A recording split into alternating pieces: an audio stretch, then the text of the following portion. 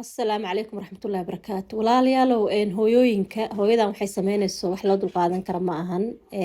gabadheedii yarta oo 5 jir intay kamarada ku qabatay waxay leedahay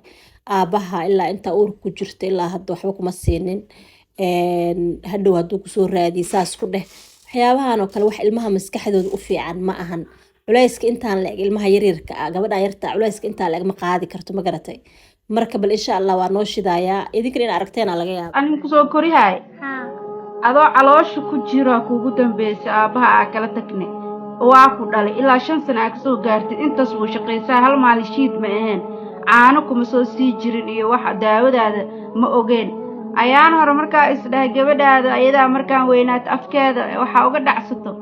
oo adina aa idhahdo aaba ii wac anaa weydiisanayo caanaha hadda anaa hadli karo markaa dhahday muxuu ku yiri caano ii gad markaa dhahday muxuu ku dhahay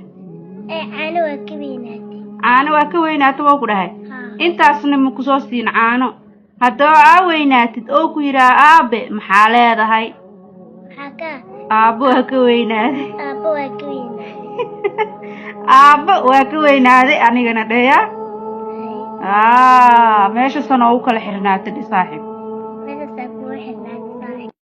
والله wax aad looga xumaado waay aad looga xumaado in ma aragtay hooyadii intay kamarad qaadato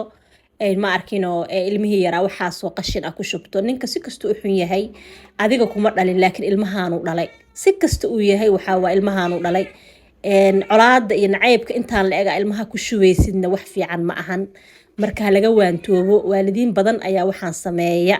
oo markay ninkii kala tagaan ilmihii aabahood xataa gabadhan hadda ma caynaysa cay ula dhaqaaqo oo ilmihiina waxa waa hadhowto sidii isku arkaya hadda koor gabadha qisa ka sheekaysa waxay tiri